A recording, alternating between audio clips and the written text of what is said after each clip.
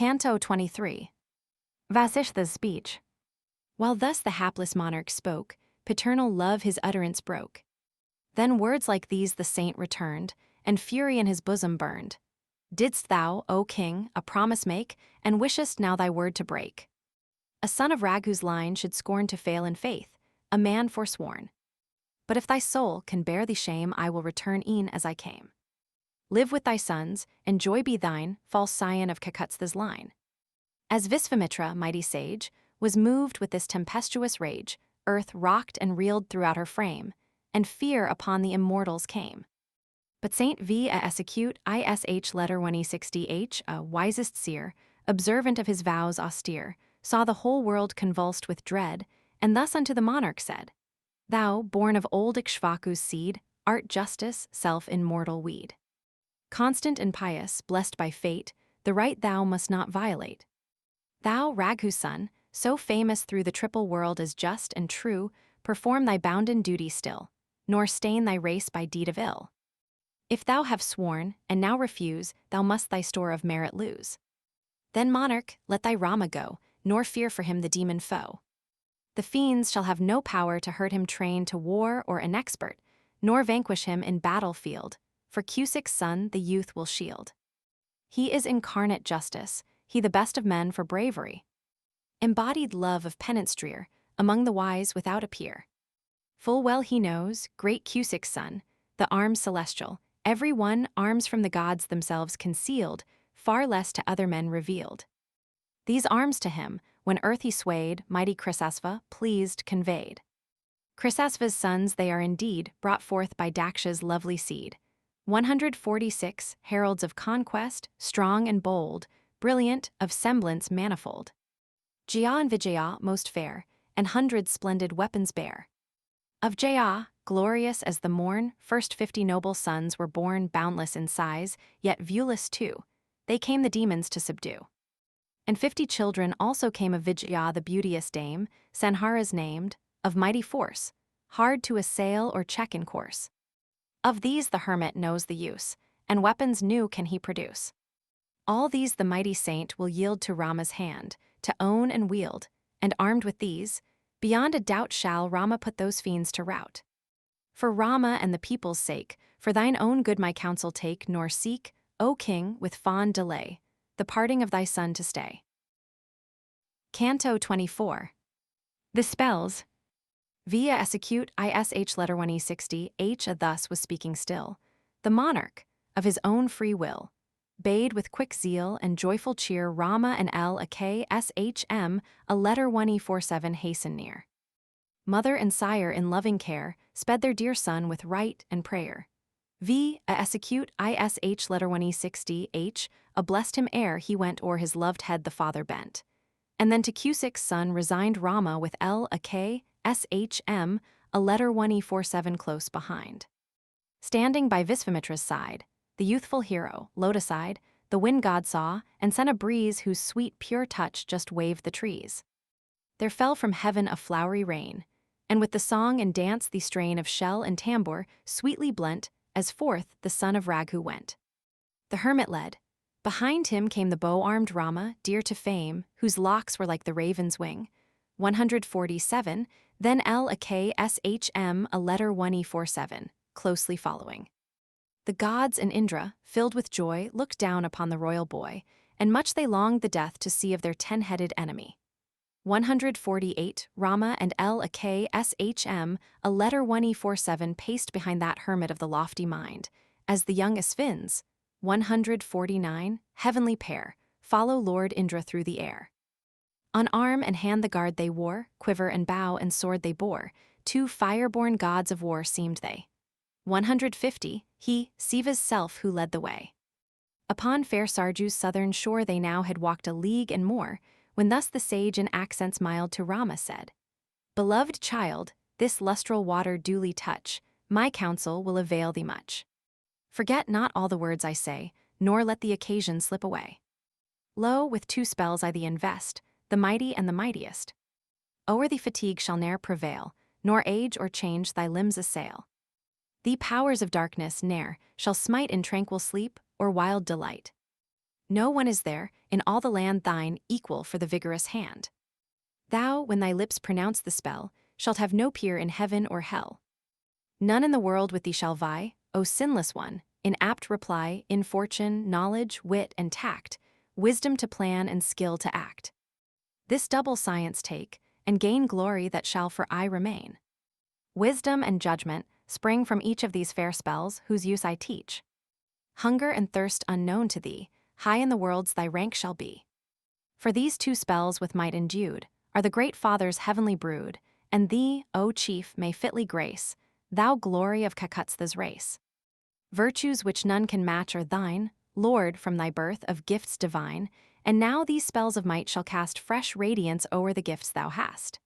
Then Rama duly touched the wave, raised suppliant hands, bowed low his head, and took the spells the hermit gave, whose soul on contemplation fed.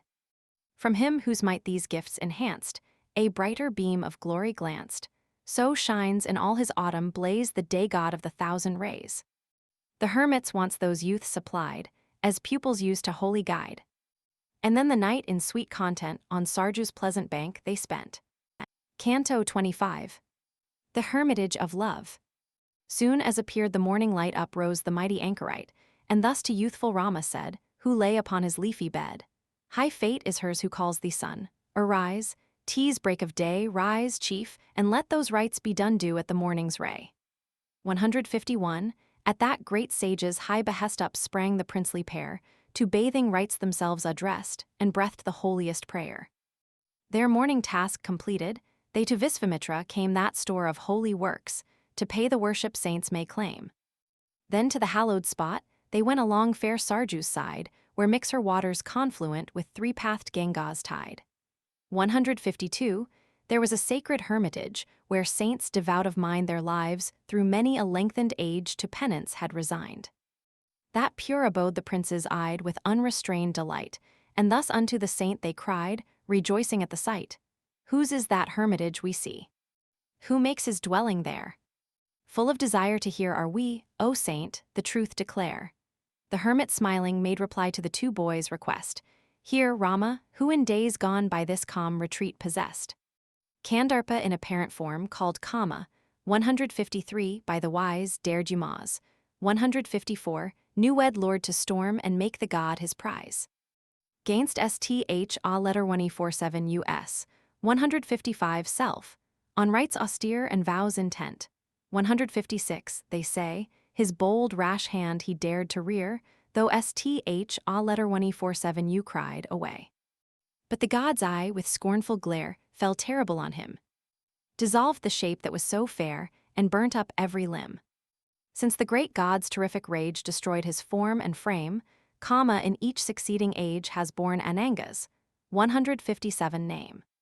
So where his lovely form decayed, this land is Anga styled, sacred to him of old this shade, and hermits undefiled.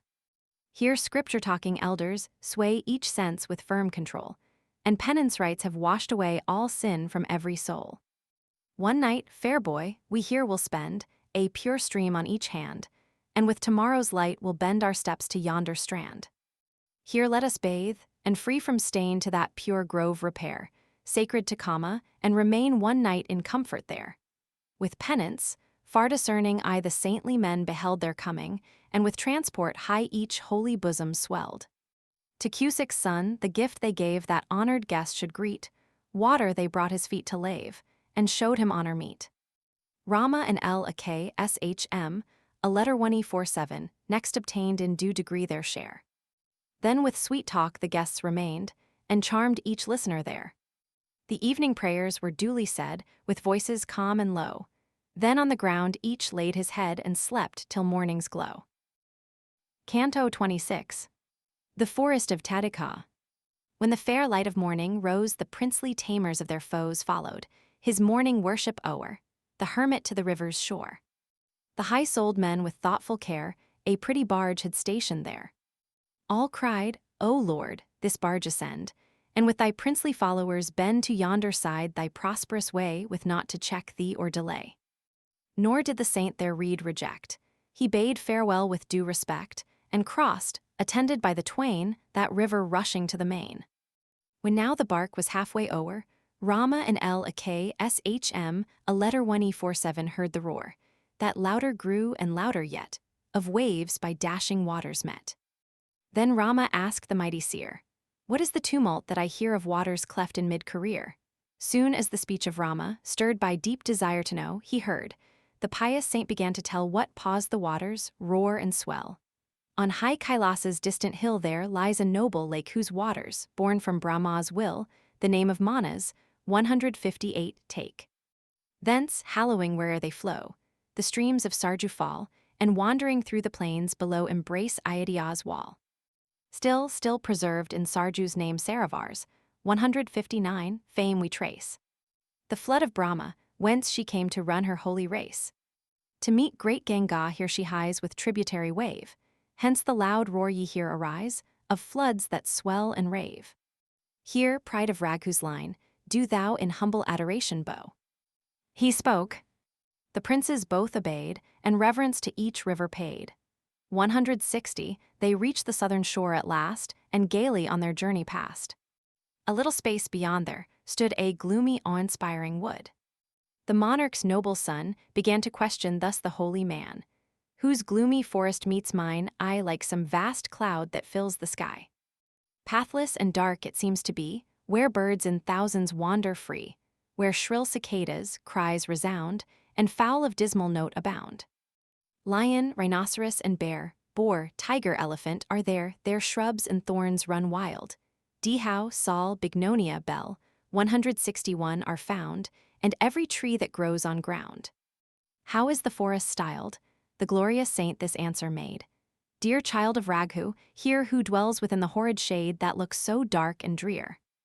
Where now is wood, long ere this day two broad and fertile lands, Malaja and Karusha lay, adorned by heavenly hands.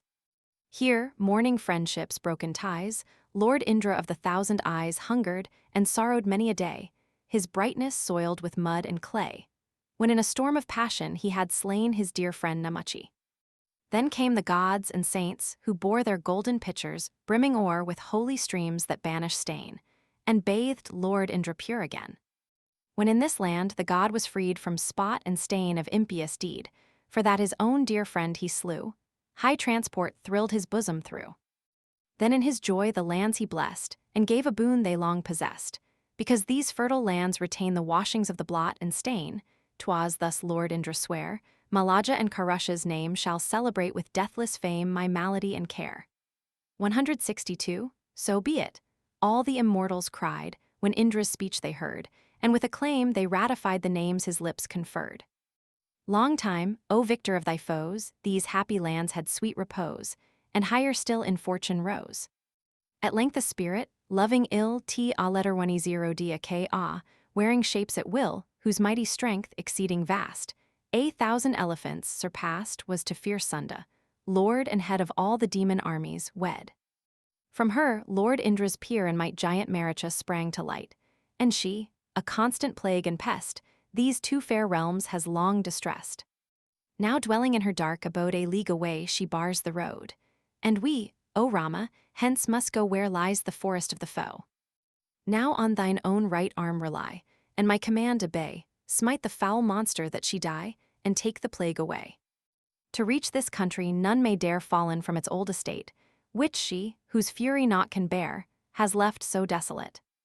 And now my truthful tale is told how, with accursed sway, the spirit plagued this wood of old, and ceases not today. Canto 27. The Birth of Tadika. When thus the sage without a peer had closed that story strange to hear, Rama again the saint addressed to set one lingering doubt at rest. O holy man, 'tis said by all that spirit's strength is weak and small, how can she match, of power so slight, 1,000 elephants in might? And Visvamitra thus replied to Raghu's son the glorified. Listen, and I will tell thee how she gained the strength that arms her now. A mighty spirit lived of yore, Sukatu was the name he bore. Childless was he, and free from crime and rights, austere he passed his time. The mighty sire was pleased to show his favor, and a child bestow. T a letter 10 d a K a named, most fair to see, a pearl among the maids was she, and matched, for such was Brahma's dower, 1,000 elephants in power. Nor would the eternal sire, although the spirit longed, a son bestow that maid in beauty's youthful pride was given to Sunda for a bride. Her son Maricha was his name, a giant through a curse became. She, widowed, dared with him molest Agastya, 163 of all saints the best. Inflamed with hunger's wildest rage, roaring she rushed upon the sage. When the great hermit saw her near, on speeding in her fierce career, he thus pronounced Maricha's doom, a giant's form and shape assume. And then, by mighty anger swayed, on T a letter 10D a K a this curse he laid. Thy present form and semblance quit, and wear a shape thy mood to fit, changed form and feature by my ban, a fearful thing that feeds on man. She, by his awful curse possessed, and mad with rage that fills her breast, has on this land her fury dealt, where once the saint Agastya dwelt. Go, Rama, smite this monster dead, the wicked plague, of power so dread, and further by this deed of thine the good of Brahmins and of kine. Thy hand alone can overthrow, in all the worlds, this impious foe. Nor let compassion lead thy mind to shrink from blood of womankind. A monarch's son must ever count the people's welfare paramount, and whether pain or joy he deal dare all things for his subjects. Weal, yea, if the deed bring praise or guilt, if life be saved or blood be spilt. Such, through all time, should be the care of those a kingdom's weight who bear. Slay, Rama, slay this impious fiend, for by no law her life is screened. So Manthara, as bards have told, Virachan's child, was slain of old by Indra, when in furious hate she longed the earth to devastate. So Kavya's mother, Brig's wife, who loved her husband as her life, when Indra's throne she sought to gain, by Vish letter 1E47 US hand of yore was slain. By these and high-souled kings beside, struck down, have lawless women died. Canto 28. The death of Tadika. Thus spoke the saint. Each vigorous word the noble monarch's offspring heard, and reverent hands together laid, his answer to the hermit made. My sire and mother bade me I thy word, O mighty saint, obey so will I, O most glorious, kill this T a letter 10D a K a who joys in ill, for such my sire S, and such thy will. To aid with mine avenging hand the Brahmins, kine, and all the land obedient, heart and soul, I stand. Thus spoke the tamer of the foe, and by the middle grasped his bow. Strongly he drew the sounding string that made the distant welkin ring. Scared by the mighty clang the deer that roamed the forest shook with fear. And T a letter 10D a K a the echo heard, and rose in haste from slumber stirred. In wild amaze, her soul aflame with fury toward the spot she came. When that foul shape of evil mien and stature, vast as air, was seen the wrathful son of Raghu eyed, he thus unto his brother cried. Her dreadful shape, OL a K SHM a letter 1E47, C, a form to shudder at and flee. The hideous monster's very view would cleave a timid heart in two. Behold the demon hard to smite, defended by her magic might. My hand shall stay her course today, and shear her nose and ears away. No heart have I her life to take, I spare it for her sex's sake. My will is but, with minished force to check her in her evil course. While thus he spoke, by rage impelled roaring as she came nigh, the fiend her course at Rama held with huge arms tossed on high. Her, rushing on, the seer assailed with a loud cry of hate, and thus the sons of Raghu hailed, Fight, and be fortunate. Then from the earth a horrid cloud of dust the demon raised, and for a while in darkling shroud wrapped Raghu's sons amazed. Then calling on her magic power the fearful fight to wage, she smote him with a stony shower, till Rama burned with rage. Then pouring forth his arrowy rain that stony flood to stay, with winged darts, as she charged Ammon, he shore her hands away. As T a letter 10D a K a still thundered near thus maimed by Rama's blows. L a K SHM a letter 1E47, in fury severed, shear the monster's ears and nose. Assuming by her magic skill a fresh disguise, she tried 1,000 shapes at will, then vanished from their eyes. When Gadhai's son of high renown still saw the stony rain pour down upon each princely warrior's head, with words of wisdom thus he said, Enough of mercy, Rama, lest this sinful evil-working pest, disturber of each holy rite, repair by magic arts her might. Without delay the fiend should die, for see, the twilight hour is nigh. And at the joints of night and day such giant foes are hard to slay. Then Rama, skillful to direct his arrow to the sound, with shafts the mighty demon checked who rained her stones around. She sore impeded and beset by Rama and his arrowy net, though skilled in guile and magic lore, rushed on the brothers with a roar. Deformed, terrific, murderous, dread, swift as the Lebanon she sped, like cloudy pile in autumn's sky, lifting her two vast arms on high, when Rama smote her with a dart shaped like a crescent to the heart. Sore wounded by the shaft that came with lightning speed and surest aim, blood spouting from her mouth and side, she fell upon the earth and died. Soon as the Lord who rules the sky saw the dread monster lifeless lie, he called aloud, "Well done! Well done!" And the gods honored Raghu's son. Standing in heaven the thousand died, with all the immortals joying cried, "Lift up thine eyes, O saint, and see the gods and Indra nigh to thee." This deed of Rama's boundless might has filled our bosoms with delight. Now, for our will would have it so, to Raghu's son some favor show. Invest him with the power which naught but penance gains and holy thought. Those heavenly arms on him bestow to the entrusted long ago by great Krisasva best of kings, son of the Lord of living things. More fit recipient none can be than he who joys at following thee, and for our sakes the monarch's seed has yet to do a mighty deed. He spoke, and all the heavenly train rejoicing sought their homes again, while honor to the saint they paid. Then came the evening's twilight shade, the best of hermits overjoyed to know the monstrous fiend destroyed, his lips on Rama's forehead pressed, and thus the conquering chief addressed, "O Rama gracious to the sight!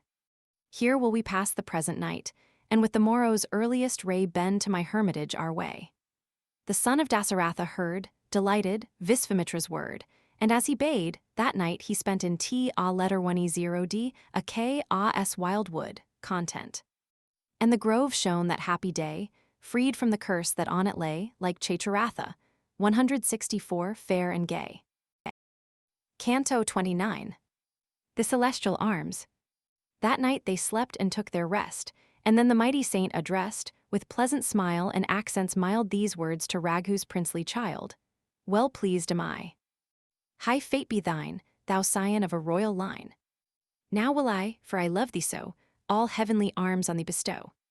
Victor with these, whoe'er oppose, thy hand shall conquer all thy foes, though gods and spirits of the air, serpents and fiends, the conflict dare. I'll give thee as a pledge of love the mystic arms they use above, for worthy thou to have revealed the weapons I have learnt to wield. 165. First, son of Raghu, shall be thine the arm of vengeance, strong, divine, the arm of fate, the arm of right, and VISH letter 1E47 US arm of awful might, that, before which no foe can stand, the thunderbolt of Indra's hand, and Siva's trident, sharp and dread, and that dire weapon Brahma's head.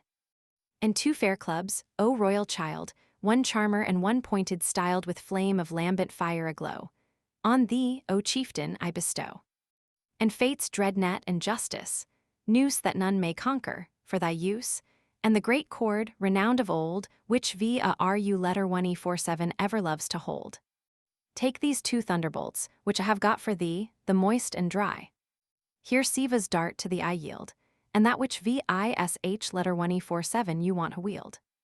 I give to thee the arm of fire, desired by all and named the spire. To thee I grant the wind god's dart, named Crusher, O thou pure of heart.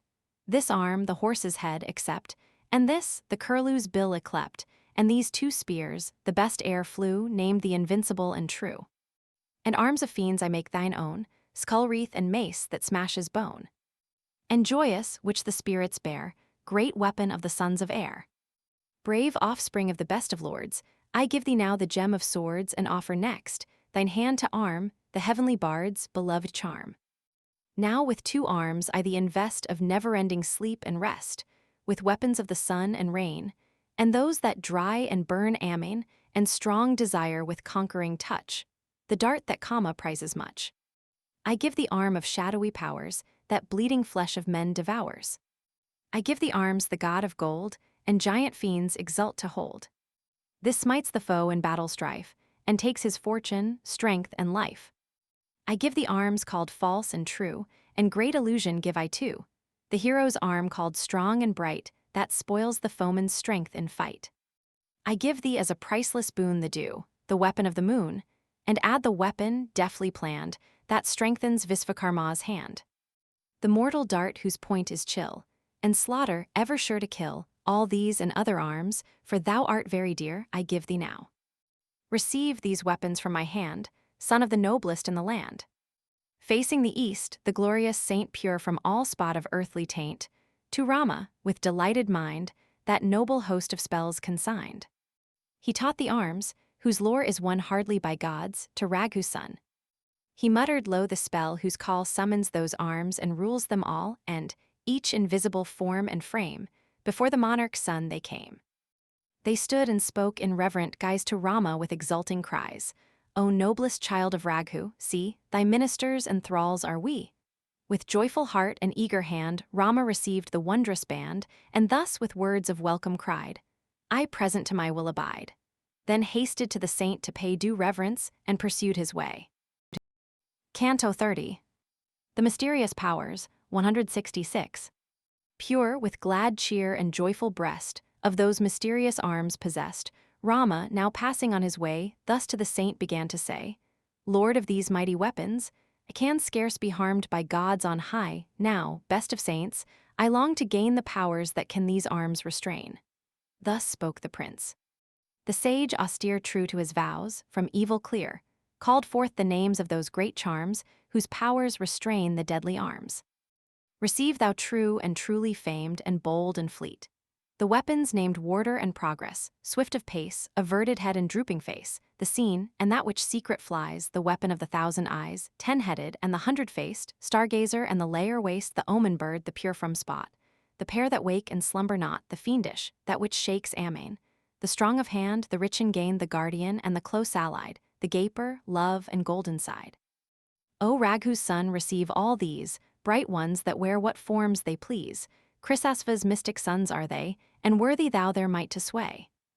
With joy the pride of Raghu's race received the hermit's proffered grace, mysterious arms, to check and stay, or smite the foeman in the fray. Then, all with heavenly forms endued, nigh came the wondrous multitude. Celestial in their bright attire, some shone like coals of burning fire, some were like clouds of dusky smoke, and suppliant thus they sweetly spoke.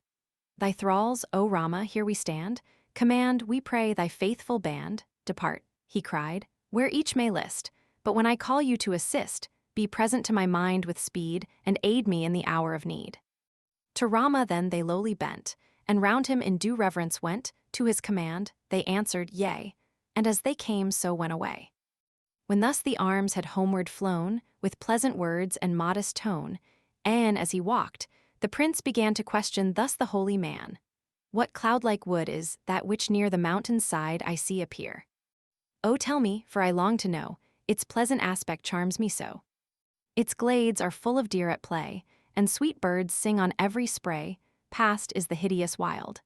I feel so sweet a tremor o'er me steal, and hail with transport fresh and new a land that is so fair to view. Then tell me all, thou holy sage, and whose this pleasant hermitage in which those wicked ones delight to mar and kill each holy rite? And with foul heart and evil deed thy sacrifice, great saint, impede. To whom, O sage, belongs this land in which thine altars ready stand? 'Tis mine to guard them, and to slay the giants who the rites would stay. All this, O best of saints, I burn from thine own lips, my lord, to learn. Canto 31. The Perfect Hermitage. Thus spoke the prince of boundless might, and thus replied the anchorite. Chief of the mighty arm, of your lord Vish letter 1E47, you whom the gods adore, for holy thought and rites austere of penance made his dwelling here. This ancient wood was called of old grove of the dwarf, the mighty souled, and when perfection he attained the grove, the name of perfect gained.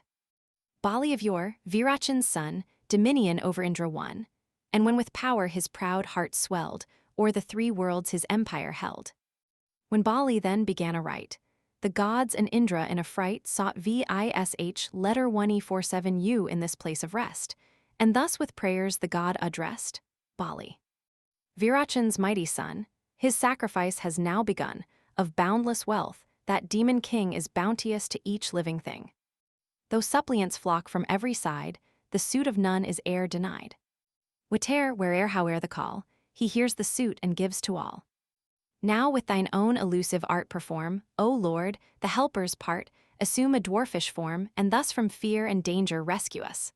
167. Thus in their dread the immortals sued, the god a dwarf-like shape endued. 168. Before Virachan's son he came, 3 steps of land his only claim. The boon obtained, in wondrous wise Lord Vish letter 1E47 US form increased in size, through all the worlds, tremendous, vast, god of the triple step he passed. 169. The whole broad earth from side to side he measured with one mighty stride, spanned with the next the firmament, and with the third through heaven he went. Thus was the king of demons hurled by Vish letter 1E47 U to the nether world, and thus the universe restored to Indra's rule, its ancient lord. And now, because the immortal god this spot in dwarf-like semblance trod, the grove has aye been loved by me for reverence of the devotee. But demons haunt it, prompt to stay each holy offering I would pay. Be thine, O lion lord, to kill these giants that delight in ill. This day, beloved child, our feet shall rest within the calm retreat, and know, thou chief of Raghu's line, my hermitage is also thine. He spoke, and soon the anchorite, with joyous looks that beamed delight, with Rama and his brother stood within the consecrated wood. Soon as they saw the holy man, with one accord together ran the dwellers in the sacred shade, and to the saint their reverence paid, and offered water for his feet, the gift of honor and a seat, and next with hospitable care they entertained the princely pair. The royal tamers of their foes rested a while in sweet repose, then to the chief of hermits sued, standing in suppliant attitude. Begin, O best of saints, we pray initiatory rites today. This perfect grove shall be anew made perfect, and thy words be true. Then, thus addressed, the holy man, the very glorious sage, began the high preliminary rite. Restraining sense and appetite. Calmly the youths that night reposed, and rose when morn her light disclosed, their morning worship paid, and took of lustral water from the brook. Thus purified they breathed the prayer, then greeted Visvamitra, where as celebrant he sate beside the flame, with sacred oils supplied. Canto 32. Visvamitra's sacrifice. That conquering pair, of royal race, skilled to observe due time and place, to Cusick's hermit son addressed, in timely words, their meet request. When must we, Lord, we pray thee tell, those rovers of the night repel? Speak, lest we let the moment fly, and pass the due occasion by. Thus longing for the strife, they prayed, and thus the hermit's answer made. Till the 5th day be come and past, O Raghu's sons, your watch must last. The saint his diksha, 170, has begun, and all that time will speak to none. Soon as the steadfast devotees had made reply in words like these, the youths began, disdaining sleep, 6 days and nights their watch to keep. The warrior pair who tamed the foe unrivaled benders of the bow, kept watch and ward unwearied still, to guard the saint from scathe and ill. 'Twas now the 6th returning day, the hour foretold had passed away. Then Rama cried, O Lakshman a letter 1E47, now firm, watchful, resolute be thou. The fiends as yet have kept afar from the pure grove in which we are, yet waits us, ere the day shall close, dire battle with the demon foes. While thus spoke Rama borne away by longing for the deadly fray, see. Bursting from the altar, came the sudden glory of the flame. Round priest and deacon, and upon grass, ladles, flowers the splendor shone, and the high rite, in order due, with sacred texts began anew. But then a loud and fearful roar re-echoed through the sky, and like vast clouds that shadow o'er the heavens in dark July, involved in gloom of magic might 2 fiends rushed on Amin, Maricha, rover of the night, Suvahu, and their train. As on they came in wild career, thick blood in rain they shed, and Rama saw those things of fear impending overhead. Then soon as those accursed 2 who showered down blood be spied, thus to his brother brave and true spoke Rama lotus-eyed. Now, Lakshman a letter 1E47, thou these fiends shalt see, man-eaters, foul of mind, before my mortal weapon flee like clouds before the wind. He spoke. An arrow, swift as thought, upon his bow he pressed, and smote, to utmost fury wrought, Maricha on the breast. Deep in his flesh, the weapon lay winged by the mystic spell, and, hurled 100 leagues away in ocean's flood he fell. Then Rama, when he saw the foe convulsed, and mad with pain neath the chill-pointed weapon's blow, to Lakshman, a letter 1E47 spoke again. See, Lakshman, a letter 1E47, see. This mortal dart that strikes a numbing chill, hath struck him senseless with the smart, but left him breathing still. But these who love the evil way and drink the blood they spill, rejoicing holy rites to stay, fierce plagues, my hand shall kill. He seized another shaft, the best, aglow with living flame. It struck Suvahu on the chest, and dead to earth he came. Again a dart, the wind god's own, upon his string he laid, and all the demons were o'erthrown, the saints no more afraid. When thus the fiends were slain in fight, disturbers of each holy rite, due honor by the saints was paid to Rama for his wondrous aid, so Indra is adored when he has won some glorious victory.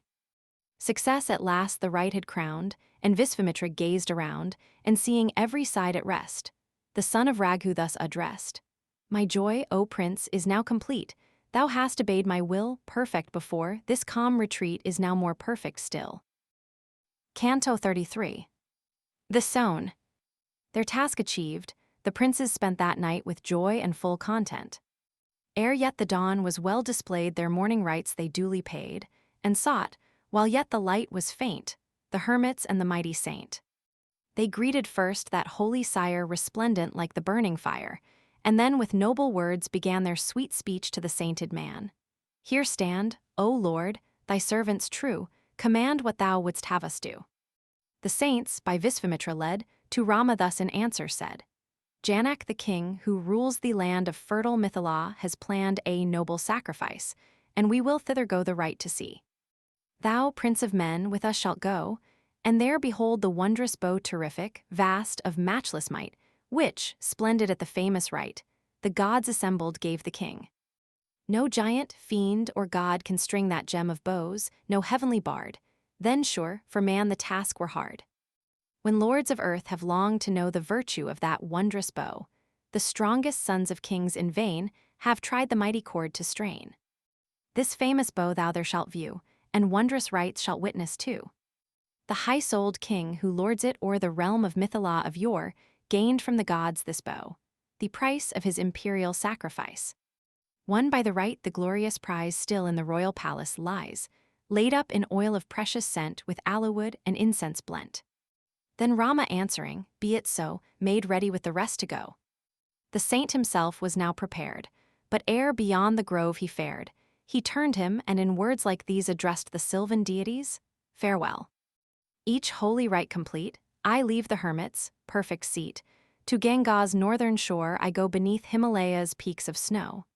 With reverent steps he paced around the limits of the holy ground, and then the mighty saint set forth and took his journey to the north.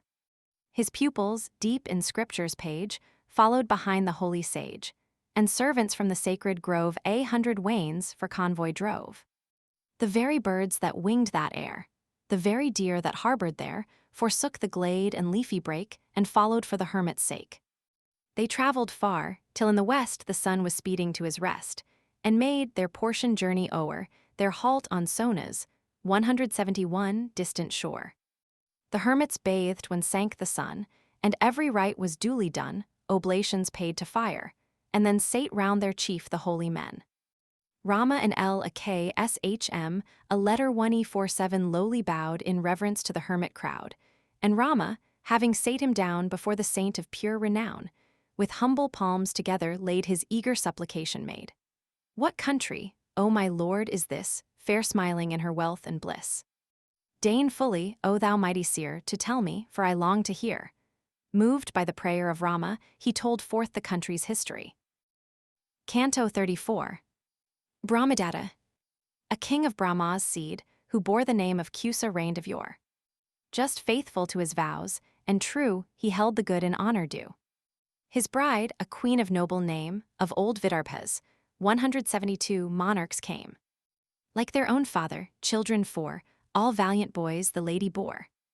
In glorious deeds each nerve they strained, and well their warrior part sustained. To them most just and true and brave, their father thus his counsel gave. Beloved children, ne'er forget protection is a prince's debt, the noble work at once begin, high virtue and her fruits to win. The youths, to all the people dear, received his speech with willing ear, and each went forth his several way, foundations of a town to lay. Kusamba, prince of high renown, was builder of Kausambai's town, and Kusanabha, just and wise, bade high Mahadheya's towers arise. Amritarajas chose to dwell in Dhrmar, a letter 1E47Y a S citadel, and Vasu bade his city fair the name of Girivraja bear. 173. This fertile spot whereon we stand was once the high-souled Vasu's land. Behold, as round we turn our eyes, 5 lofty mountain peaks arise. See, bursting from her parent hill, Sumagadhi, a lovely rill, bright gleaming as she flows between the mountains, like a wreath is seen, and then through Magad's plains and groves with many a fair meander roves. And this was Vasu's old domain, the fertile Magad's broad champaign, which smiling fields of tilth adorn and diadem with golden corn. The queen Jihiratachi, nymph most fair, married to Kusanabha, bare 100 daughters, lovely faced, with every charm and beauty graced. It chanced the maidens, bright and gay as lightning flashes on a day of rain time, to the garden went with song and play and merriment, and there in gay attire they strayed, and danced and laughed and sang and played. The god of wind who roves at will all places as he lists to fill, saw the young maidens dancing there, of faultless shape and mien most fair. I love you all, sweet girls, he cried, and each shall be my darling bride. Forsake your mortal lot, and gain a life that withers not. A fickle thing is youth's brief span, and more than all in mortal man. Receive unending youth, and be immortal, O my loves, with me. The 100 girls to wonder stirred, the wooing of the wind god heard, laughed as a jest, his suit aside, and with one voice they thus replied. O mighty wind, free spirit who all life pervadest through and through, thy wondrous power we maidens know, then wherefore wilt thou mock us so? Our sire is Kusanabha, king, and we, forsooth, have charms to bring a god to woo us from the skies, but honor first we maidens prize. Far may the hour, we pray, be hence, when we, O thou of little sense, our truthful father's choice refuse, and for ourselves our husbands choose. Our honored sire, our lord we deem, he is to us a god supreme, and they to whom his high decree may give us shall our husbands be. He heard the answer they returned, and mighty rage within him burned. On each fair maid a blast he sent, each stately form he bowed and bent. Bent double by the wind god's ire, they sought the palace of their sire, there fell upon the ground with sighs, while tears and shame were in their eyes. The king himself, with troubled brow, saw his dear girls so fair, but now, a mournful sight all bent and bowed, and grieving thus he cried aloud, What fate is this, and what the cause? What wretch has scorned all heavenly laws? Who thus your forms could curve and break? You struggle, but no answer make. They heard the speech of that wise king, of their misfortune questioning. Again the 100 maidens sighed, touched with their heads his feet, and cried, The god of wind, pervading space, would bring on us a foul disgrace, and choosing folly's evil way from virtue's path in scorn would stray. But we in words like these reproved the god of wind whom passion moved. Farewell, O Lord. A sire have we, no women uncontrolled and free. Go, and our sire's consent obtain, if thou our maiden hands wouldst gain. No self-dependent life we live if we offend, our fault forgive. But led by folly as a slave, he would not hear the rede we gave, and even as we gently spoke, we felt the wind god's crushing stroke. The pious king, with grief distressed, the noble 100 thus addressed. With patience, daughters, bear your fate, yours was a deed supremely great when with one mind you kept from shame the honor of your father's name. Patience, when men their anger vent, is woman's praise and ornament, yet when the gods inflict the blow hard is it to support the woe. Patience, my girls, exceeds all price, tease alms and truth and sacrifice.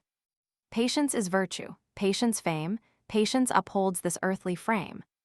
And now, I think, is come the time to wed you in your maiden prime. Now, daughters, go where'er you will, thoughts for your good my mind shall fill. The maidens went, consoled, away. The best of kings, that very day, summoned his ministers of state about their marriage to debate. Since then, because the wind god bent the damsels' forms for punishment, That royal town is known to fame by Canto 174, borrowed name. There lived a sage called Chuli, then devoutest of the sons of men. His days in penance rites he spent, a glorious saint, most continent. To him absorbed in tasks austere the child of Urmila drew near, sweet Samada, the heavenly maid, and lent the saint her pious aid. Long time near him the maiden spent, and served him meek and reverent, till the great hermit, pleased with her, thus spoke unto his minister. Grateful am I for all thy care, blessed maiden, speak, thy wish declare. The sweet-voiced nymph rejoiced to see the favor of the devotee, and to that eloquent old man, most eloquent she thus began, Thou hast, by heavenly grace sustained, close union with the Godhead gained. I long, O saint, to see a son by force of holy penance won. Unwed a maiden life I live, a son to me, thy suppliant, give. The saint with favor heard her prayer, and gave a son exceeding fair. Him, Chuli's spiritual child, his mother Brahmadatta, 175, styled. King Brahmadatta, rich and great, in Campali maintained his state, ruling, like Indra in his bliss, his fortunate metropolis. King Kusanabha planned that he his 100 daughters, lord should be. To him, obedient to his call, the happy monarch gave them all. Like Indra then, he took the hand of every maiden of the band. Soon as the hand of each young maid in Brahmadatta's palm was laid, deformity and cares away, she shone in beauty bright and gay. Their freedom from the wind gods might saw Kusanabha with delight. Each glance that on their forms he threw filled him with raptures ever new. Then, when the rites were all complete, with highest marks of honor, meet the bridegroom with his brides he sent to his great seat of government. The nymph received with pleasant speech her daughters, and, embracing each upon their forms she fondly gazed, and royal Kusanabha praised. Canto 35. Visvamitra's lineage. The rites were o'er, the maids were wed, the bridegroom to his home was sped. The sunless monarch bade prepare a sacrifice to gain an heir. Then Kusa, Brahma's son, appeared, and thus King Kusanabha cheered. Thou shalt, my child, obtain a son like thine own self, O Holy One. Through him forever, Gadhai named, shalt thou in all the worlds be famed. He spoke, and vanished from the sight to Brahma's world of endless light. Time fled, and, as the saint foretold, Gadhai was born, the holy-souled. My sire was he, through him I trace my line from royal Kusa's race. My sister, elder-born was she, the pure and good Satyavati, 176, was to the great Richika wed. Still faithful to her husband dead, she followed him, most noble dame, and, raised to heaven in human frame, a pure celestial stream became. Down from Himalaya's snowy height, in floods forever fair and bright, my sister's holy waves are hurled to purify and glad the world. Now on Himalaya's side I dwell, because I love my sister well. She for her faith and truth renowned, most loving to her husband found. High-fated, firm in each pure vow, is queen of all the rivers now. Bound by a vow I left her side, and to the perfect convent hied. There by the aid, 'twas thine to lend made perfect, all my labor's end. Thus, mighty prince, I now have told my race and lineage, high and old, and local tales of long ago which thou, O Rama, fain wouldst know. As I have sate rehearsing, thus the midnight hour is come on us. Now, Rama, sleep, that nothing may our journey of tomorrow stay. No leaf on any tree is stirred, hushed in repose are beast and bird, where you turn, on every side, dense shades of night the landscape hide, the light of eve is fled. The skies, thick-studded with their host of eyes, seem a star forest overhead, where signs and constellations spread. Now rises, with his pure cold ray, the moon that drives the shades away, and with his gentle influence brings joy to the hearts of living things. Now, stealing from their lairs, appear the beasts to whom the night is dear. Now spirits walk, and every power that revels in the midnight hour. The mighty hermit's tale was o'er, he closed his lips and spoke no more. The holy men on every side, well done, with reverence cried. The mighty men of Kusa's seed were ever famed for righteous deed. Like Brahma's self in glory shine the high-souled lords of Kusa's line, and thy great name is sounded most, O saint, amid the noble host. And thy dear sister, fairest she of streams, the high-born Kaikeyí, diffusing virtue where she flows, new splendor on thy lineage throws. Thus by the chief of saints addressed the son of Gadhai turned to rest, so, when his daily course is done, sinks to his rest the beaming sun. Rama with L a K S H M, a letter 1E47, somewhat stirred to marvel by the tales they heard, turned also to his couch, to close his eyelids in desired repose. Canto 36. The birth of Ganga. The hours of night, now waning fast on Sona's pleasant shore they passed. Then, when the dawn began to break, to Rama thus the hermit spake, "The light of dawn is breaking clear, the hour of morning rites is near. Rise, Rama, rise, dear son, I pray, and make thee ready for the way." Then Rama rose and finished all his duties at the hermit's call, prepared with joy the road to take, and thus again in question spake. "Here fair and deep the Sona flows, and many an isle its bosom shows. What way, O saint, will lead us o'er and land us on the farther shore?" The saint replied, "The way I choose is that which pious hermits use." For many a league they journeyed on till, when the sun of midday shone, the hermit-haunted flood was seen of Jahnavi, 177, the river's queen. Soon as the holy stream they viewed, thronged with a white-winged multitude of Cereses, 178, and swans, 179, delight possessed them at the lovely sight, and then prepared the hermit band to halt upon that holy strand. They bathed as scripture bids, and paid oblations due to God and shade. To fire they burnt the offerings meet, and sipped the oil like amrit sweet. Then pure and pleased they sate around Saint Visvamitra on the ground. The holy men of lesser note, in due degree, sate more remote, while Raghu's sons took nearer place by virtue of their rank and race. Then Rama said, "O saint, I yearn the three-pathed Ganga's tale to learn." Thus urged, the sage recounted both the birth of Ganga and her growth. The mighty hill with metals stored Himalaya is the mountain's lord, the father of a lovely pair of daughters fairest of the fair, their mother, offspring of the will of Meru, everlasting hill Mena, Himalaya's darling, graced with beauty of her dainty waist. Ganga was elder-born, then came the fair one known by Yuma's name. Then all the gods of heaven, in need of Ganga's help their vows to speed, to great Himalaya came and prayed the mountain king to yield the maid.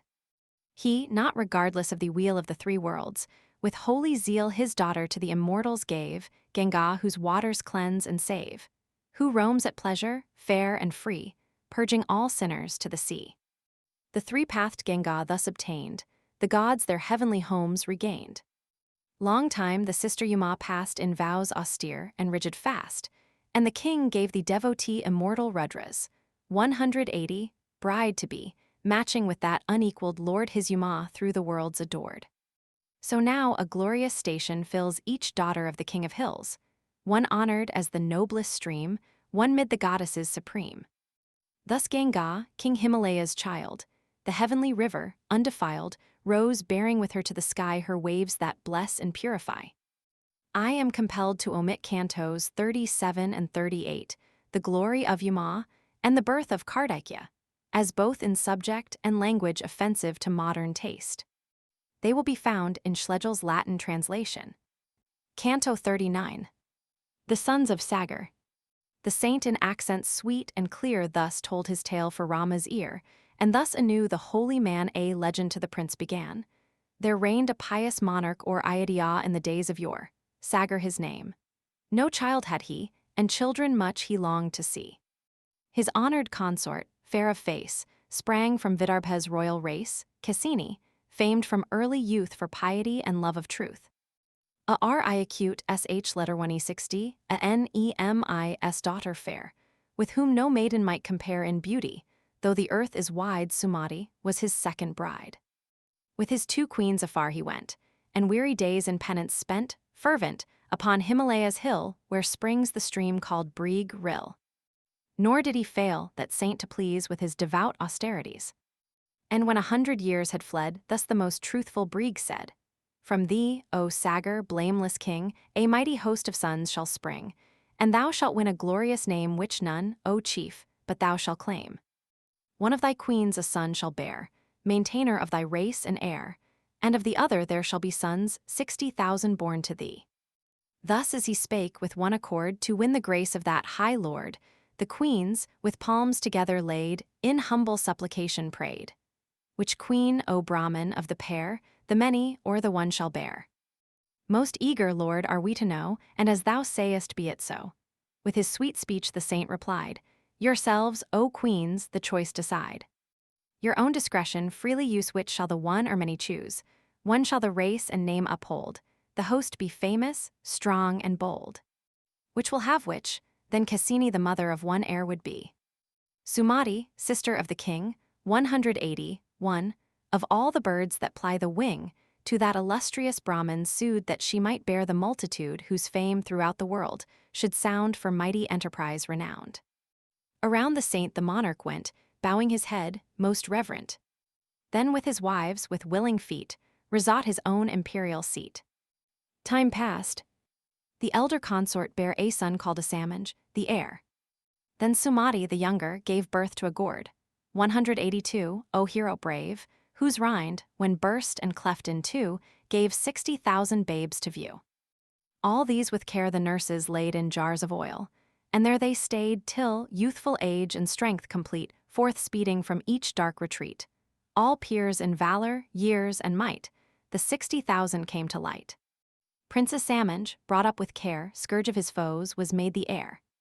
But liegemen's boys he used to cast to Sarju's waves that hurried past, laughing the while in cruel glee their dying agonies to see. This wicked prince who I withstood the counsel of the wise and good, who plagued the people in his hate, his father banished from the state. His son, kind-spoken, brave, and tall, was Ansuman, beloved of all. Long years flew by. The king decreed to slay a sacrificial steed. Consulting with his priestly band, he vowed the rite his soul had planned, and, Veda skilled, by their advice made ready for the sacrifice. Canto 40. The cleaving of the earth. The hermit ceased, the tale was done, then in a transport Raghu's son again addressed the ancient sire resplendent as a burning fire. O holy man, I fain would hear the tale repeated full and clear how he from whom my sires descend brought the great rite to happy end. The hermit answered with a smile. Then listen, son of Raghu, while my legendary tale proceeds to tell of high-souled Sagar's deeds. Within the spacious plain that lies from where Himalaya's heights arise to where proud Vindhya's rival chain looks down upon the subject plain, a land the best for rites declared, 183. His sacrifice the king prepared. And Ansuman the prince, for so Sagar advised, with ready bow was borne upon a mighty car to watch the steed who roamed afar. But Indra, monarch of the skies, veiling his form in demon guise, came down upon the appointed day and drove the victim horse away. Reft of the steed the priests, distressed, the master of the rite addressed. Upon the sacred day by force a robber takes the victim horse. Haste, king! Now let the thief be slain, bring thou the charger back again. The sacred rite prevented thus brings scathe and woe to all of us. Rise, monarch, and provide with speed that not its happy course impede. King Sagar in his crowded court gave ear unto the priest's report. He summoned straightway to his side his 60,000 sons, and cried, Brave sons of mine, I knew not how these demons are so mighty now. The priests began the rite so well all sanctified with prayer and spell. If in the depths of earth he hide, or lurk beneath the ocean's tide, pursue, dear sons, the robber's track, slay him and bring the charger back. The whole of this broad earth explore, sea garlanded from shore to shore. Yea, dig her up with might and main until you see the horse again. Deep let your searching labor reach, a league in depth dug out by each. The robber of our horse pursue, and please your sire who orders you. My grandson, I this priestly train till the steed comes, will here remain. Their eager hearts with transport burned as to their task the heroes turned. Obedient to their father, they through earth's recesses forced their way. With iron arms, unflinching toil each dug a league beneath the soil. Earth, cleft asunder, groaned in pain, as emulous they plied Amin's sharp-pointed coulter, pick, and bar, hard as the bolts of Indra are. Then loud the horrid clamor rose of monsters dying 'neath their blows, giant and demon, fiend and snake, that in earth's core their dwelling make. They dug, in ire that naught could stay, through 60,000 leagues their way, cleaving the earth with matchless strength, till hell itself they reached at length. Thus digging searched they Jambidvip, 184, with all its hills and mountains steep. Then a great fear began to shake the heart of god, bard, fiend, and snake, and all distressed in spirit went before the Sire omnipotent. With signs of woe in every face they sought the mighty Father's grace, and trembling still and ill at ease addressed their Lord in words like these. The sons of Sagar, Sire benign, pierce the whole earth with mine on mine, and as their ruthless work they ply innumerable creatures die. This is the thief, the princes say, who stole our victim's steed away. This marred the right and caused us ill, and so their guiltless blood they spill. Canto 41. Capel. The father lent a gracious ear and listened to their tale of fear, and kindly to the gods replied whom woe and death had terrified. The wisest Vasudeva, 185, who the immortals' foe, fierce Madhu, slew, regards broad earth with love and pride and guards, in Capel's form his bride. 186, his kindled wrath will quickly fall on the king's sons and burn them all. This cleaving of the earth his eye foresaw in ages long gone by. He knew with prescient soul the fate that Sagar's children should await. The 33, 187, freed from fear, sought their bright homes with hopeful cheer. Still rose the great tempestuous sound, as Sagar's children pierced the ground. When thus the whole broad earth was cleft, and not a spot unsearched was left, back to their home the princes sped, and thus unto their father said, We searched the earth from side to side, while countless hosts of creatures died. Our conquering feet in triumph trod on snake and demon, fiend and god, but yet we failed, with all our toil, to find the robber and the spoil. What can we more? If more we can devise, O king, and tell thy plan. His children's speech King Sagar heard, and answered thus, to anger stirred. Dig on, and ne'er your labor stay, till through earth's depths you force your way. Then smite the robber dead, and bring the charger back with triumphing. The 60,000 chiefs obeyed, deep through the earth their way they made.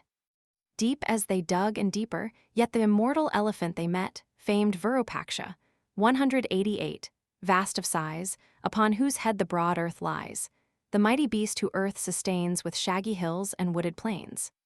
When, with the changing moon, distressed, and longing for a moment's rest, his mighty head the monster shakes, earth to the bottom reels and quakes. Around that warder strong and vast, with reverential steps they passed. Nor, when the honor due was paid, their downward search through earth delayed. But turning from the east aside, southward, again their task they plied. Their Mahapadma held his place, the best of all his mighty race, like some huge hill, of monstrous girth, upholding on his head the earth. When the vast beast the princes saw, they marveled and were filled with awe. The sons of high-souled Sagar, round that elephant in reverence wound. Then in the western region, they with might unwearied cleft their way. There saw they with astonished eyes Somanas, beast of mountain size. Round him with circling steps, they went with greetings kind and reverent. On no thought of rest or stay, they reached the seat of Soma's sway. There saw they Bhadra, white as snow, with lucky marks that fortune show, bearing the earth upon his head. Round him they paced with solemn tread, and honored him with greetings kind, then downward yet their way they mind. They gained the tract, twixt east and north, whose fame is ever blazoned forth. 189, and by a storm of rage impelled, digging through earth their course they held. Then all the princes, lofty-souled, of wondrous vigor, strong and bold, saw Vasudeva, 190, standing there in Capel's form he loved to wear, and near the everlasting god the victim charger cropped the sod. They saw with joy and eager eyes the fancied robber and the prize, and on him rushed the furious band crying aloud, Stand, villain! Stand! Avaunt! Avaunt! Great Capel cried, his bosom flushed with passion's tide, then by his might that proud array all scork to heaps of ashes lay. 191. Canto 42. Sagar's sacrifice. Then to the prince his grandson, bright with his own fame's unborrowed light, King Sagar thus began to say, marveling at his son's delay, Thou art a warrior skilled and bold, match for the mighty men of old. Now follow on thine uncle's course, and track the robber of the horse. To guard thee take thy sword and bow, for huge and strong are beasts below. There to the reverend reverence pay, and kill the foes who check thy way, then turn successful home, and see my sacrifice complete through thee. Obedient to the high-souled, Lord grasped Ansuman his bow and sword, and hurried forth the way to trace with youth and valor's eager pace. On sped, he by the path he found dug, by his uncles underground. The warder elephant he saw whose size and strength pass nature's law, who bears the world's tremendous weight, whom god, fiend, giant venerate. Bird, serpent, and each flitting shade, to him the honor meet he paid with circling steps and greeting due, and further prayed him, if he knew, to tell him of his uncles, wheel, and who had dared the horse to steal. To him in war and council tried the warder elephant replied, Thou, son of a salmon, shalt lead in triumph back the rescued steed. As to each warder beast he came and questioned all, his words the same, the honored youth with gentle speech drew eloquent reply from each, that fortune should his steps attend, and with the horse he home should wend. Cheered with the grateful answer, he passed on with step more light and free, and reached with careless heart the place where lay in ashes Sagar's race. Then sank the spirit of the chief beneath that shock of sudden grief, and with a bitter cry of woe, he mourned his kinsmen fallen so. He saw, weighed down by woe and care, the victim charger roaming there. Yet would the pious chieftain fain oblations offer to the slain. But, needing water for the rite, he looked, and there was none in sight. His quick eye searching all around the uncle of his kinsmen found, King G a RU letter 1E0D, best beyond compare of birds who wing the fields of air. Then thus unto the weeping man the son of Vinata, 192, began. Grieve not, O hero, for their fall who died a death approved of all. Of mighty strength, they met their fate by Capel's hand whom none can mate. Pour forth for them no earthly wave, a holier flood their spirits crave.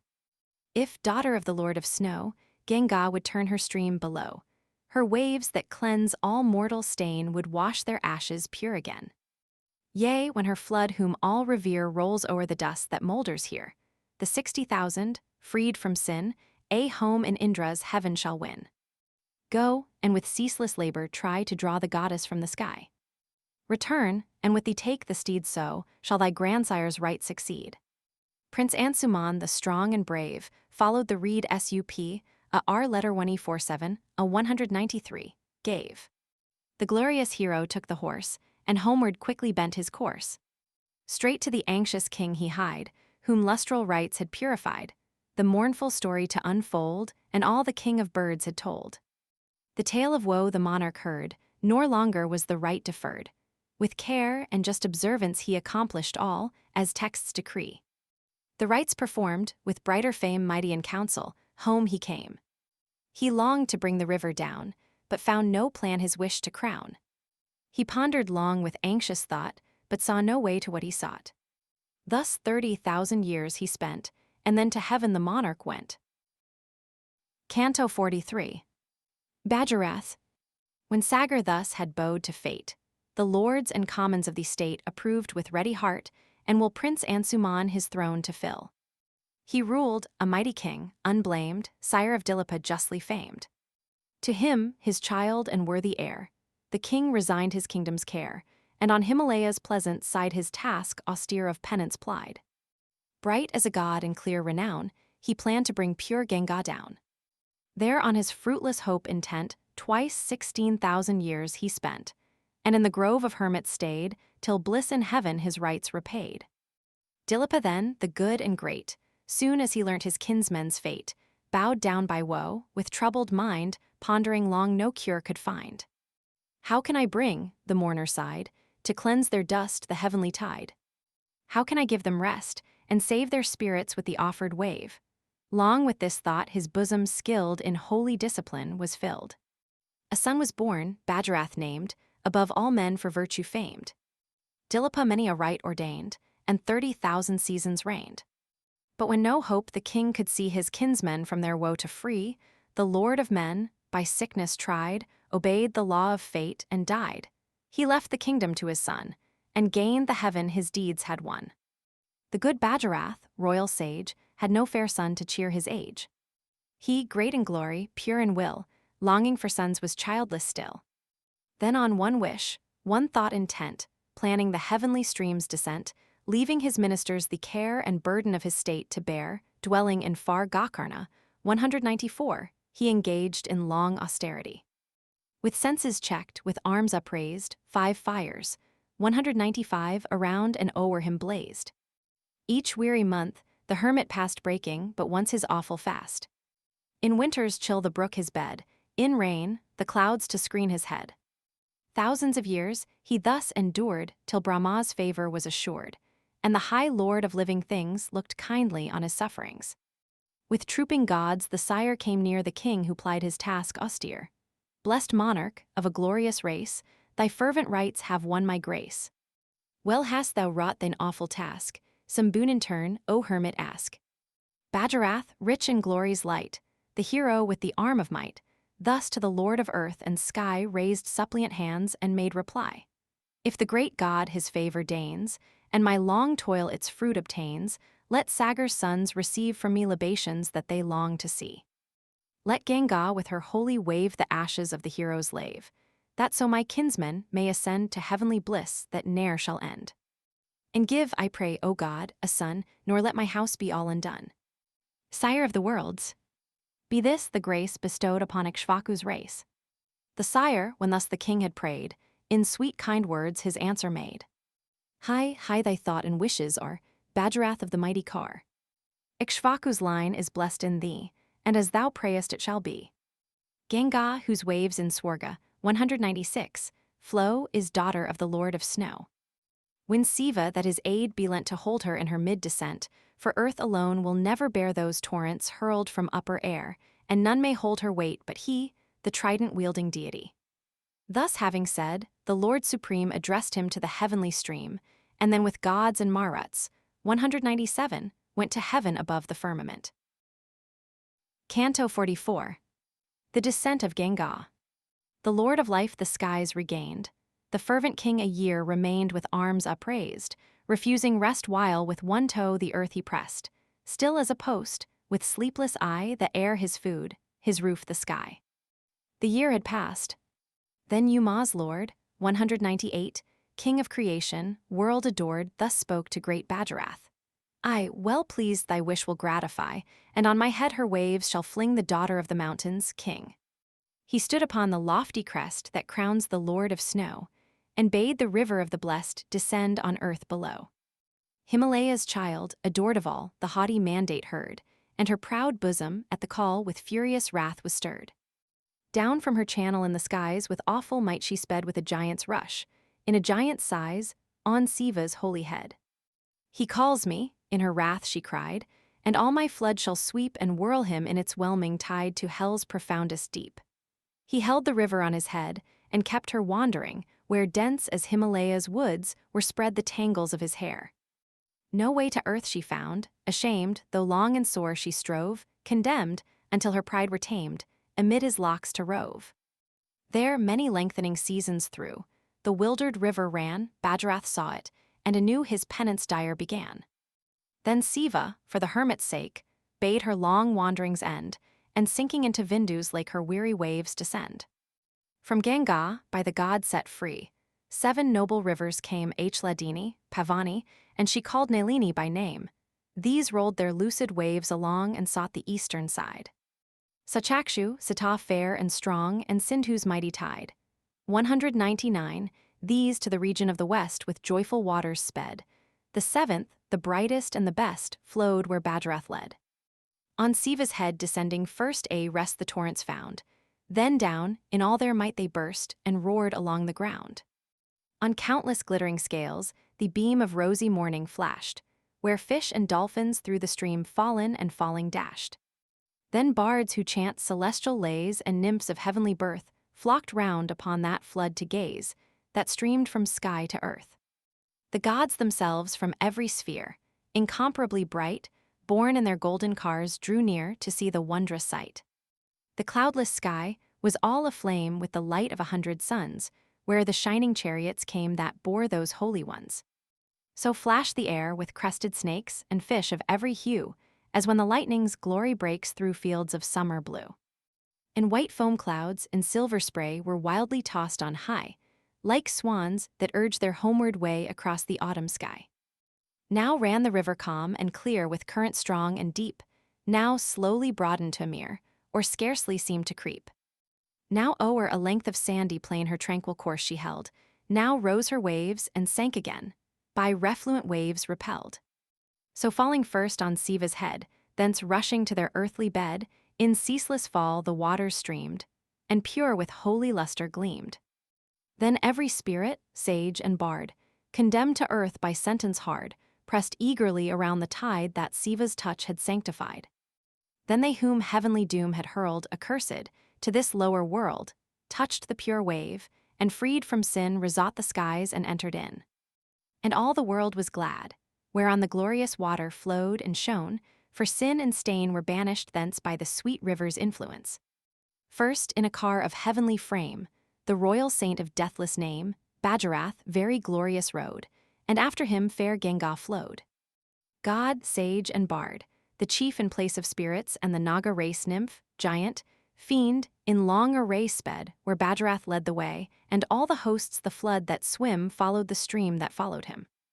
Where'er the great Bajarath led, there ever glorious Ganga fled, the best of floods, the river's queen, whose waters wash the wicked clean. It chanced that Janu, great and good, engaged with holy offerings stood.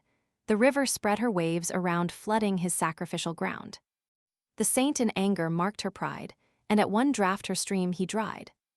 Then God, and sage, and bard, afraid, to noble high-souled Janu prayed, and begged that he would kindly deem his own dear child that holy stream. Moved by their suit, he soothed their fears and loosed her waters from his ears.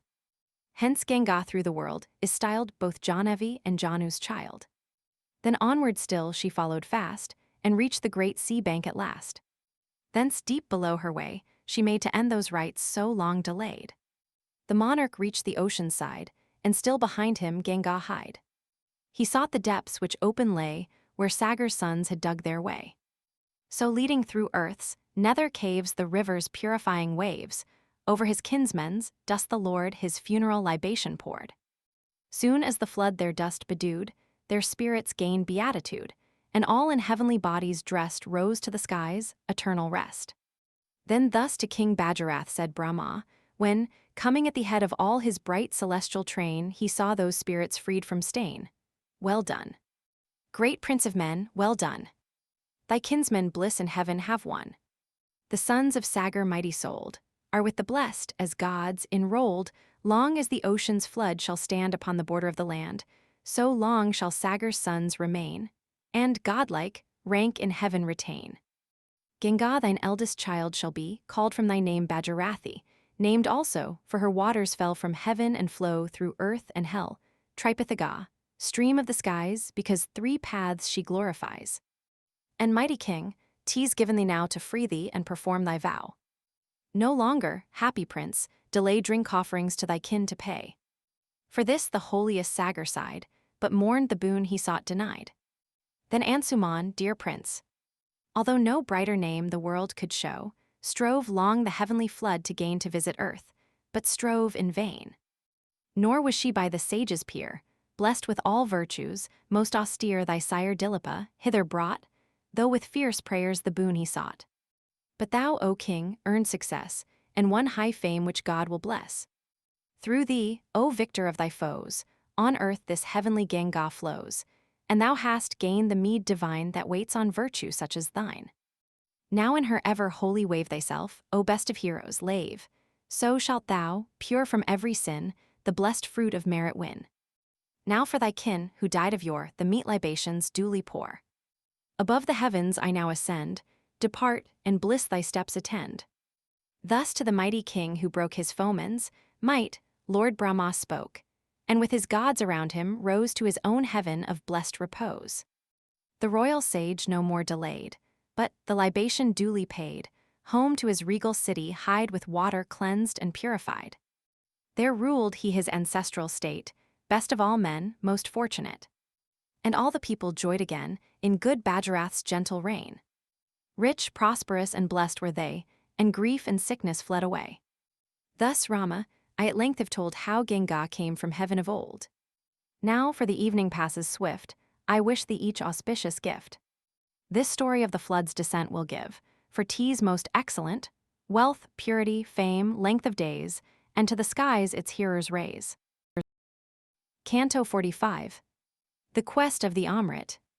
High and more high their wonder rose as the strange story reached its close, and thus, with LKSHM a letter 1E47, Rama, best of Raghu's sons, the saint addressed. Most wondrous is the tale which thou hast told of heavenly Ganga, how from realms above descending she flowed through the land and filled the sea. In thinking o'er what thou hast said the night has like a moment fled, whose hours in musing have been spent upon thy words most excellent. So much, O holy sage, thy lore has charmed us with this tale of yore. Day dawned. The morning rites were done, and the victorious Raghu's son addressed the sage in words like these, rich in his long austerities. The night is past. The morn is clear. Told is the tale so good to hear. Now o'er that river let us go, three-pathed, the best of all that flow. This boat stands ready on the shore to bear the holy hermits o'er, who of thy coming warned, in haste, the barge upon the bank have placed. And Cusick's son approved his speech, and moving to the sandy beach, placed in the boat the hermit band, and reached the river's further strand. On the north bank their feet they set, and greeted all the saints they met. On Ganga's shore they lighted down, and saw Visala's lovely town. Thither the princes by his side, the best of holy hermits hide. It was a town exceeding fair, that might with heaven itself compare. Then, suppliant palm to palm applied, famed Rama asked his holy guide, O best of hermits, say what race of monarchs rules this lovely place? Dear master, let my prayer prevail, for much I long to hear the tale. Moved by his words, the saintly man Visala's ancient tale began. List, Rama, list, with closest heed the tale of Indra's wondrous deed, and mark me as I truly tell what here in ancient days befell. Ere Krita's famous age, 200 had fled, strong were the sons of Didi, 201 bred, and Aditi's brave children too were very mighty, good, and true. The rival brothers fierce and bold were sons of Kasyap lofty-souled. Of sister mothers born they vied, brood against brood in jealous pride. Once, as they say, band met with band, and joined in awful council, planned to live, unharmed by age and time, immortal in their youthful prime.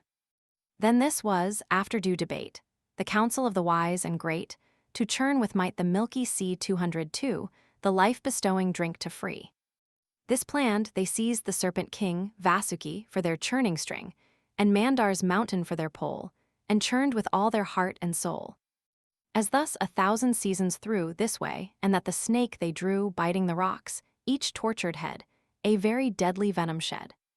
Thence bursting like a mighty flame, a pestilential poison came, consuming, as it onward ran, the home of god and fiend and man. Then all the suppliant gods in fear to Sankar, 203, mighty lord, drew near. To Rudra, king of herds dismayed, save us, O save us, Lord, they prayed. Then Vish letter 1E47U, bearing shell and mace, and discus, showed his radiant face, and thus addressed in smiling glee the trident-wielding deity. What treasure first the gods upturn from troubled ocean, as they churn should, for thou art the eldest, be conferred, O best of gods, on thee. Then come, and for thy birthright's sake, this venom as thy first fruits take. He spoke, and vanished from their sight, when Siva saw their wild affright, and heard his speech by whom is born the mighty bow of bending horn, 204, the poisoned flood at once he quaffed as twere the Amrit's heavenly draught. Then from the gods departing went Siva, the Lord preeminent. The host of gods and Asuras still kept churning with one heart and will. But Mandar's mountain, whirling round, pierced to the depths below the ground. Then gods and bards in terror flew to him, who mighty Madhu slew. Help of all beings. More than all, the gods on thee for aid may call. Ward off, O mighty armed, our fate and bear up Mandar's threatening weight. Then Vish letter 1E47U, as their need was sore, the semblance of a tortoise wore, and in the bed of ocean lay the mountain on his back to stay. Then he, the soul pervading all, whose locks in radiant tresses fall, one mighty arm extended still, and grasped the summit of the hill. So ranged among the immortals, he joined in the churning of the sea. 1,000 years had reached their close, when calmly from the ocean rose the gentle sage, 205, with staff and can, lord of the art of healing man. Then as the waters foamed and boiled, as churning still the immortals twalled, of winning face and lovely frame, forth 60 million fair ones came. Born of the foam and water, these were aptly named apsaras. 206 each had her maids. The tongue would fail, so vast the throng to count the tale.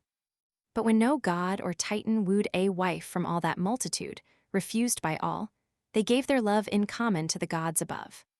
Then from the sea still vexed and wild rose Sarah. 207 v. A ru letter 1e47 s maiden child. A fitting match she sought to find, but Deity's sons her love declined. Their kinsmen of the rival brood to the pure maid in honor sued. Hence those who loved that nymph so fair the hallowed name of Suras bear. And Asurs are the Titan crowd her gentle claims, who disallowed.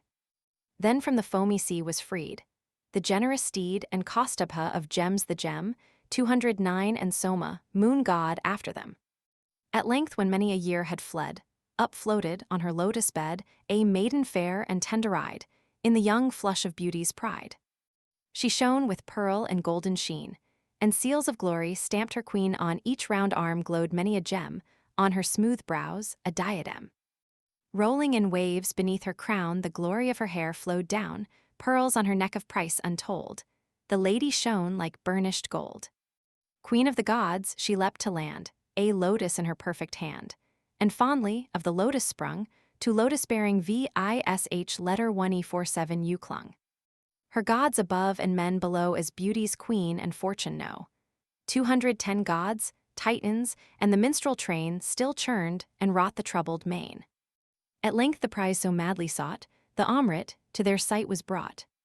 For the rich spoil, twixt these and those a fratricidal war arose, and host gainst host in battle set, Aditi's sons and Deities met.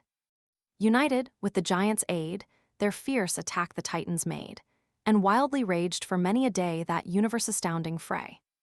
When wearied arms were faint to strike, and ruin threatened all alike, vish letter 1e47 with art's elusive aid, the Amrit from their sight conveyed. That best of beings smote his foes who dared his deathless arm oppose. Yea, vish letter 1e47 all-pervading God, beneath his feet the Titans trod Aditi's race, the sons of light, slew Deity's brood in cruel fight. Then town-destroying, 211, Indra gained his empire, and in glory reigned o'er the three worlds with bard and sage rejoicing in his heritage. Canto 46. Deity's hope. But Deity, when her sons were slain, wild with a childless mother's pain, to Cassiap spake, Marich's son, her husband, O thou glorious one! Dead are the children, mine no more, the mighty sons to thee I bore. Long fervor's meed, I crave a boy whose arm may Indra's life destroy. The toil and pain my care shall be, to bless my hope depends on thee. Give me a mighty son to slay fierce Indra, gracious Lord. I pray. Then glorious Cassiap thus replied to Deity, as she wept and sighed, Thy prayer is heard, dear saint. Remain pure from all spot, and thou shalt gain a son whose arm shall take thee life of Indra in the battle strife. For full 1,000 years endure free from all stain, supremely pure, then shall thy son and mine appear, whom the three worlds shall serve with fear. These words the glorious Cassiap said, then gently stroked his consort's head, blessed her, and bade a kind adieu, and turned him to his rites anew. Soon as her lord had left her side, her bosom swelled with joy and pride. She sought the shade of holy boughs, and there began her awful vows. While yet she wrought her rites austere, Indra, unbidden, hastened near, with sweet observance tending her, a reverential minister. Wood, water, fire, and grass he brought, sweet roots and woodland fruit he sought, and all her wants, the thousand-eyed with never-failing care, supplied, with tender love and soft caress removing pain and weariness. When of the 1,000 years ordained, 10 only unfulfilled remained, thus to her son, the thousand-eyed, the goddess in her triumph cried, Best of the mighty. There remain but 10 short years of toil and pain, these years of penance soon will flee, and a new brother thou shalt see. Him for thy sake I'll nobly breed, and lust of war his soul shall feed, then free from care and sorrow thou shalt see the worlds before him bow. 212. Canto 47. Sumati. Thus to Lord Indra, thousand-eyed, softly beseeching Deity sighed. When but a blighted bud was left, which Indra's hand in 7 had cleft. 213, No fault, O Lord of gods, is thine, the blame herein is only mine. But for one grace I fain would pray, as thou hast reft this hope away. This bud, O Indra, which a blight has withered ere it saw the light. From this may 7 fair spirits rise to rule the regions of the skies. Be theirs through heaven's unbounded space on shoulders of the winds to race. My children, dressed in heavenly forms, far famed as Maruts, gods of storms. One god to Brahma's sphere assign. Let one, O Indra, watch o'er thine, and ranging through the lower air, the third the name of Vayu, 214 bear. Gods let the 4 remaining be, and roam through space, obeying thee. The town destroyer, 1000-eyed, who smote fierce Bali till he died, joined suppliant hands and thus replied, Thy children heavenly forms shall wear, the names devised by thee shall bear, and Maruts called by my decree shall Amrit drink and wait on me. From fear and age and sickness freed, through the 3 worlds their wings shall speed. Thus in the hermits, holy shade mother and son their compact made, and then, as fame relates, content, home to the happy skies they went.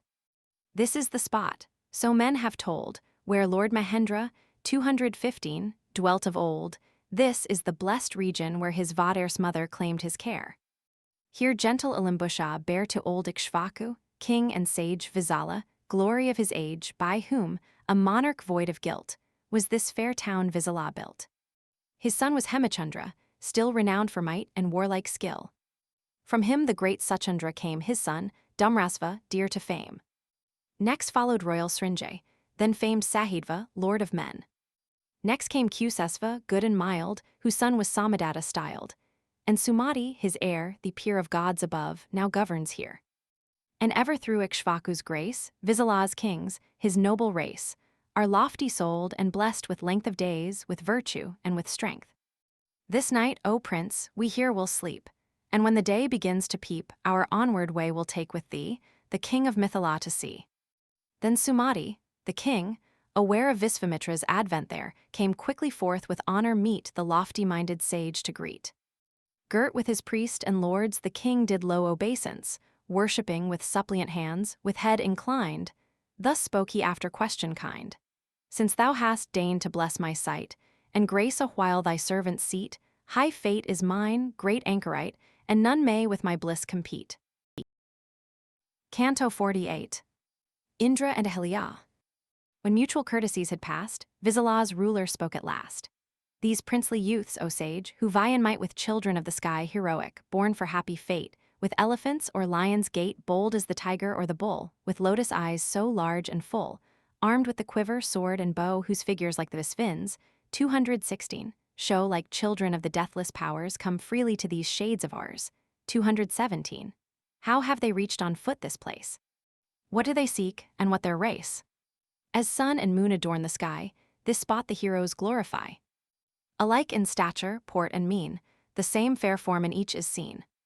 He spoke, and at the monarch's call the best of hermits told him all, how in the grove with him they dwelt, and slaughter to the demons dealt.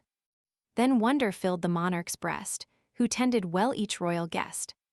Thus entertained, the princely pair remained that night and rested there, and with the morn's returning ray to Mithila pursued their way.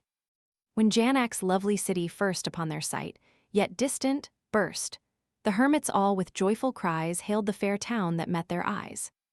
Then Rama saw a holy wood, close in the city's neighborhood, o'ergrown, deserted, marked by age, and thus addressed the mighty sage, O reverend lord, I long to know what hermit dwelt here long ago. Then to the prince his holy guide, most eloquent of men, replied, O Rama, listen while I tell whose was this grove, and what befell when in the fury of his rage the high saint cursed the hermitage. This was the grove, most lovely then of Gautam, O thou best of men, like heaven itself, most honored by the gods who dwell above the sky. Here with Ayodhyá at his side, his fervid task the ascetic plied. Years fled in thousands. On a day it chanced the saint had gone away, when town-destroying Indra came, and saw the beauty of the dame. The sages form the god endued, and thus the fair Ayodhyá wooed. Love sweet should brook no dull delay, but snatch the moments when he may. She knew him in the saint's disguise, Lord Indra of the 1,000 eyes, but touched by love's unholy fire, she yielded to the god's desire. "Now, Lord of gods," she whispered, "flee from Gautam, save thyself and me." Trembling with doubt and wild with dread, Lord Indra from the cottage fled, but fleeing in the grove he met the home-returning anchoret, whose wrath the gods and fiends would shun, such power his fervent rites had won. Fresh from the lustral flood he came, in splendor like the burning flame, with fuel for his sacred rites, and grass, the best of eremites. The Lord of gods was sad of cheer to see the mighty saints so near, and when the holy hermit spied in hermit's garb the thousand died, he knew the whole, his fury broke forth on the sinner as he spoke. "Because my form thou hast assumed, and wrought this folly, thou art doomed, for this my curse to thee shall cling, henceforth a sad and sexless thing." No empty threat that sentence came, it chilled his soul and marred his frame, his might and godlike vigor fled, and every nerve was cold and dead. Then on his wife his fury burst, and thus the guilty dame he cursed. "For countless years, disloyal spouse, devoted to severest vows, thy bed the ashes, air thy food, here shalt thou live in solitude. This lonely grove thy home shall be, and not an eye thy form shall see. When Rama, Dasaratha's child, shall seek these shades then drear and wild, his coming shall remove thy stain, and make the sinner pure again. Due honor paid to him, thy guest, shall cleanse thy fond and erring breast, thee to my side in bliss restore, and give thy proper shape once more." 218. Thus to his guilty wife he said, then far the holy Gautam fled, and on Himalaya's lovely heights spent the long years in sternest rites. Canto 49. Ayodhyá freed. Then Rama, following still his guide, within the grove, with Lakshman a letter 1E47, hide, her vows a wondrous light had lent to that illustrious penitent.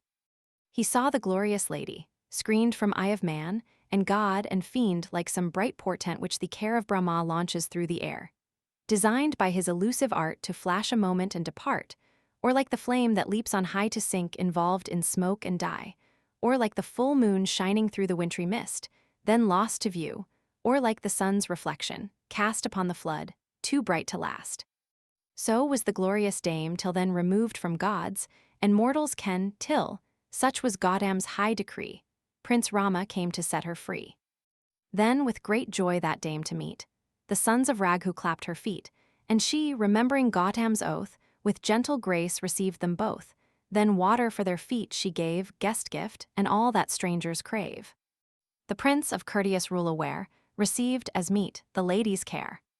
Then flowers came down in copious rain, and moving to the heavenly strain of music in the skies that rang, the nymphs and minstrels danced and sang, and all the gods with one glad voice praised the great dame, and cried, "Rejoice! Through fervid rites no more defiled, but with thy husband reconciled." Gautam, the holy hermit knew, for naught escaped his godlike view, that Rama lodged beneath that shade, and hasting there his homage paid. He took Ayodhyá to his side, from sin and folly purified, and let his new-found consort bear in his austerities a share. Then Rama, pride of Raghu's race, welcomed by Gautam face to face, who every highest honor showed, to Mithila pursued his road. Canto 50. Janak. The sons of Raghu journeyed forth, bending their steps, twixt east and north. Soon, guided by the sage, they found, enclosed, a sacrificial ground. Then to the best of saints, his guide, in admiration Rama cried, "The high-souled king no toil has spared, but nobly for his right prepared. How many thousand Brahmins here, from every region, far and near, well read in holy lore appear.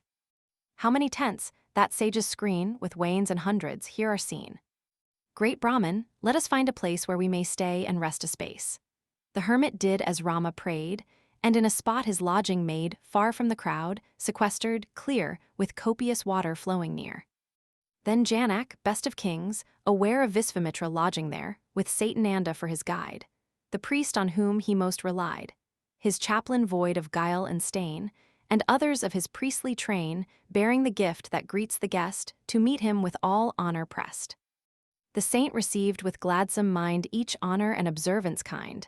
Then of his health he asked the king, and how his rites were prospering. Janak, with chaplain and with priest, addressed the hermits, chief and least, accosting all in due degree with proper words of courtesy. Then, with his palms together laid, the king his supplication made, "Deign, reverend lord, to sit thee down with these good saints of high renown." Then sate the chief of hermits there, obedient to the monarch's prayer. Chaplain and priest and king and peer sate in their order, far or near. Then thus the king began to say, "The gods have blessed my right today, and with the sight of thee repaid the preparations I have made. Grateful am I, so highly blessed, that thou of saints the holiest, haste come, O Brahmin, here with all these hermits to the festival. 12 days, O Brahmin sage, remain, for so the learned priests ordain, and then, O heir of Cusick's name, the gods will come their dues to claim." With looks that testified delight, thus spake he to the anchorite. Then with his suppliant hands upraised, he asked, as earnestly he gazed, "These princely youths, O sage, who vie in might with children of the sky heroic, born for happy fate, with elephants or lion's gait, bold as the tiger and the bull, with lotus eyes so large and full, armed with the quiver, sword and bow, whose figures like the Sphinx show, like children of the heavenly powers, come freely to these shades of ours. How have they reached on foot this place? What do they seek, and what their race? As sun and moon adorn the sky, this spot the heroes glorify, alike in stature, port, and mien, the same fair form in each is seen."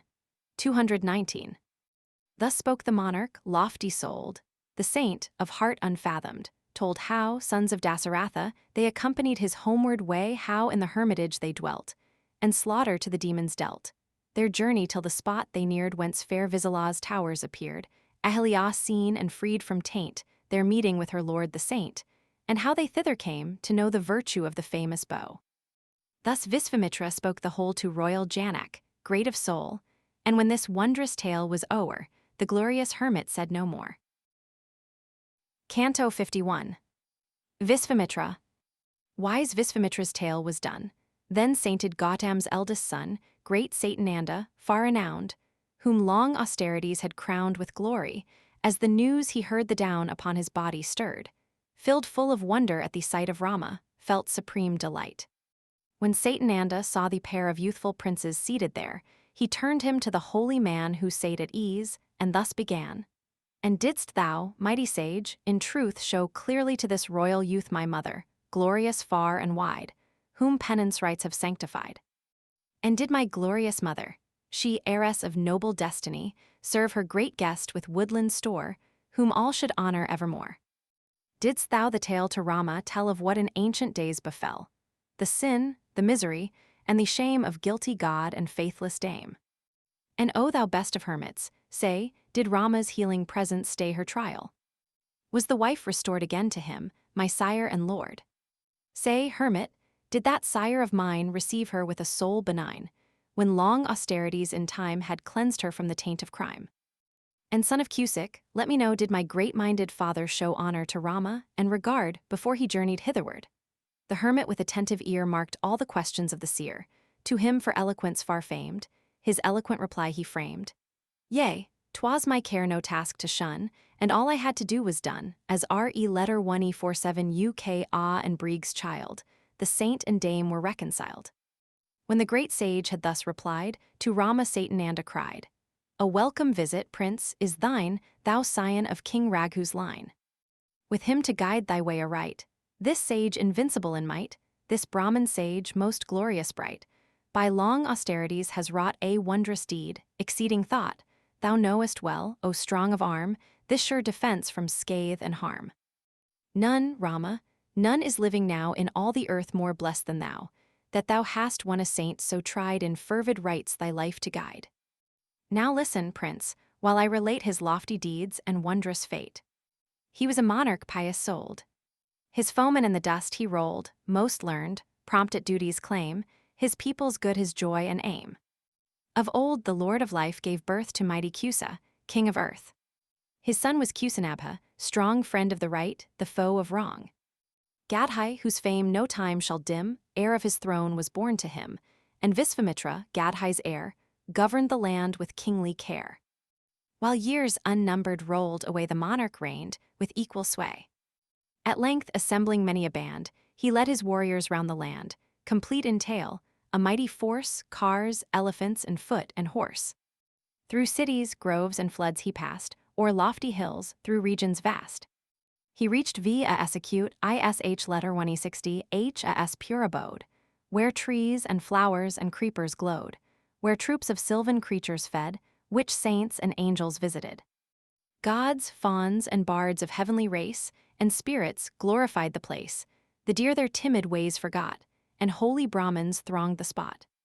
Bright in their souls like fire were these, made pure by long austerities, bound by the rule of vows severe, and each in glory Brahma's peer. Some fed on water, some on air, some on the leaves that withered there.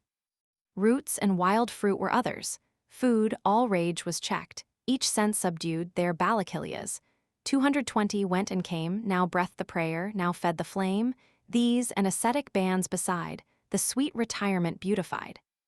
Such was a acute ish letter 160 has blessed retreat, like Brahma's own celestial seat, which gladdened Visvamitra's eyes, peerless for warlike enterprise. Canto 52. Vasishtha's feast. Right glad was Visvamitra when he saw the prince of saintly men. Low at his feet the hero bent, and did obeisance reverent. The king was welcomed in, and shown a seat beside the hermit's own, who offered him, when resting there, fruit in due course and woodland fare. And Visvamitra, noblest king, received a acute ish letter 160 as welcoming, turned to his host, and prayed him tell that he and all with him were well. A acute ish letter 160 to the king replied that all was well on every side, that fire and vows and pupils throve, and all the trees within the grove. And then the son of Brahma, best of all who pray with voice suppressed, questioned with pleasant words like these the mighty king who sate at ease, "And is it well with thee? I pray, and dost thou win by virtuous sway thy people's love, discharging all the duties on a king that fall? Are all thy servants fostered well? Do all obey, and none rebel? Hast thou, destroyer of the foe, no enemies to overthrow? Does fortune, conqueror, still attend thy treasure, host, and every friend? Is it all well? Does happy fate on sons and children's children wait?" He spoke. The modest king replied that all was prosperous far and wide. Thus for a while the two conversed, as each to each his tale rehearsed, and as the happy moments flew, their joy and friendship stronger grew. When such discourse had reached an end, thus spoke the saint most reverend to royal Visvamitra, while his features brightened with a smile. "O mighty lord of men, I fain would banquet thee, and all thy train and mode that suits thy station high, and do not thou my prayer deny. Let my good lord with favor take the offering that I fain would make, and let me honor, ere we part, my royal guest with loving heart." Him Visvamitra thus addressed, "Why make, O saint, this new request? Thy welcome, and each gracious word sufficient honor have conferred. Thou gavest roots and fruit to eat, the treasures of this pure retreat, and water for my mouth and feet, and boon I prize above the rest, thy presence has mine eyesight blessed. Honored by thee in every way, to whom all honor all should pay, I now will go. My lord, goodbye. Regard me with a friendly eye." Him speaking thus a acute ish letter 160 stayed, and still to share his banquet prayed. The will of Gadhai's son he bent, and won the monarch to consent, who spoke in answer. "Let it be, great hermit, as it pleases thee." When, best of those who breathed the prayer, he heard the king his will declare, he called the cow of spotted skin, all spot without, all pure within. "Come, Dappleskin," he cried, "with speed, hear thou my words and help at need. My heart is set to entertain this monarch, and his mighty train with sumptuous meal, and worthy fare be than the banquet to prepare.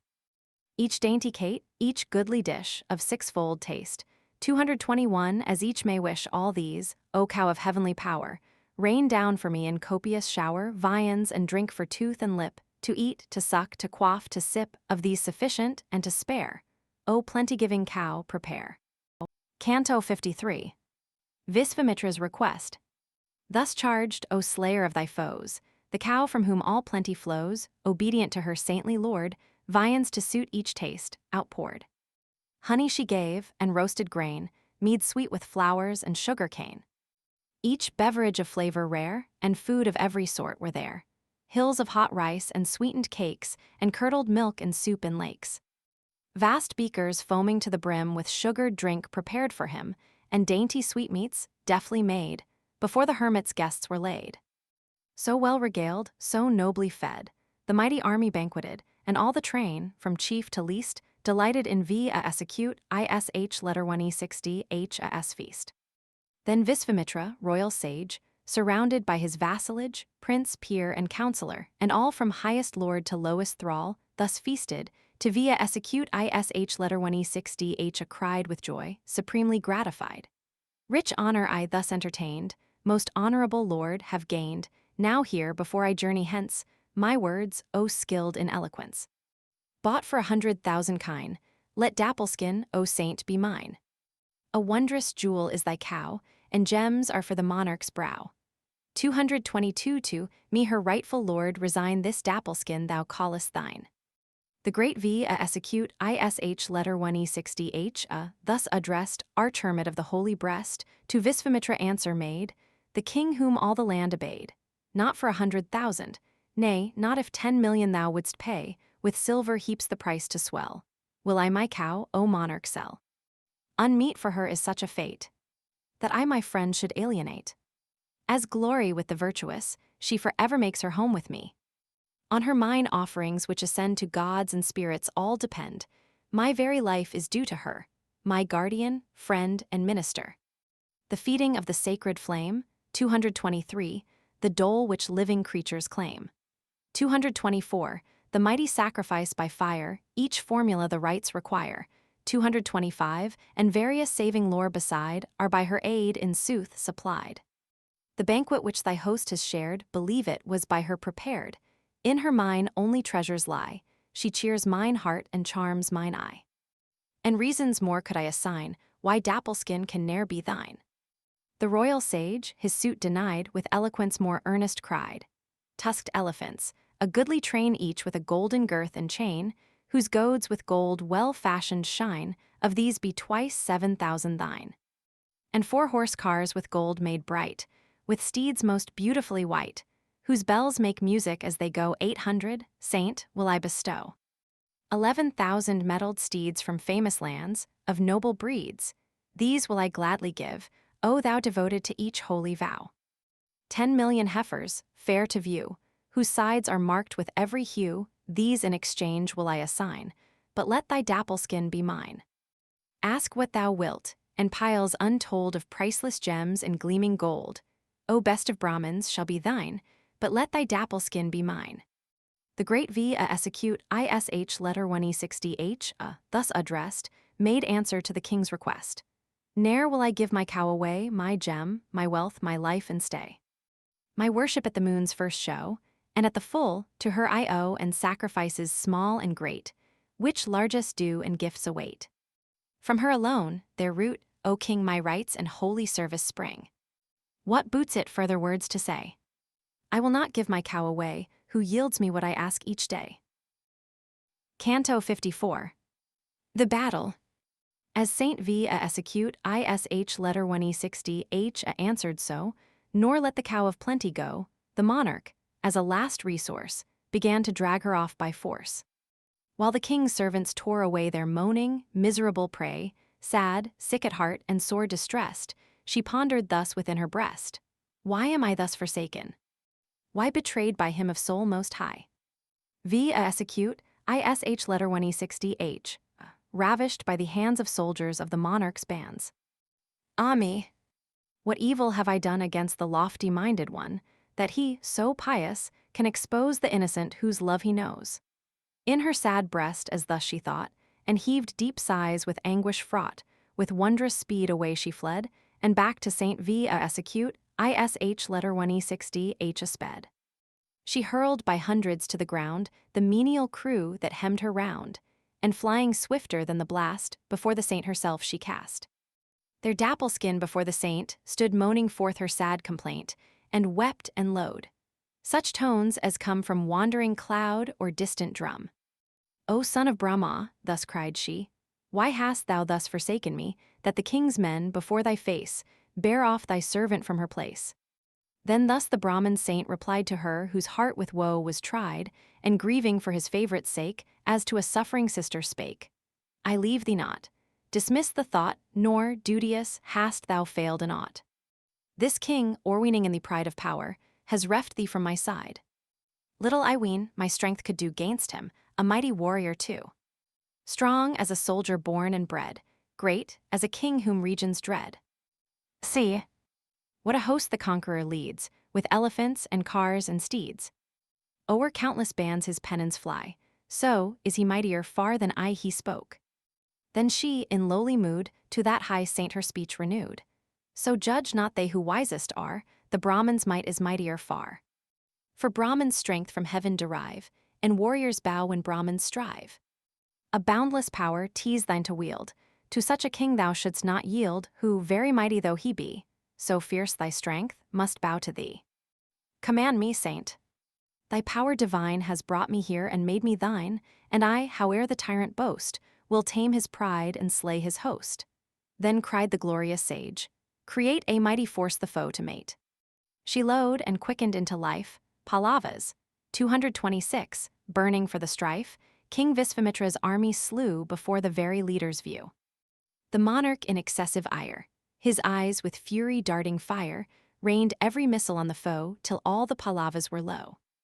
She, seeing all her champions slain, lying by thousands on the plain, created by her mere desire, Yavans and Sakas, fierce and dire. And all the ground was overspread with Yavans and with Sakas dread, a host of warriors bright and strong, and numberless in closest throng. The threads within the lotus stem, so densely packed, might equal them.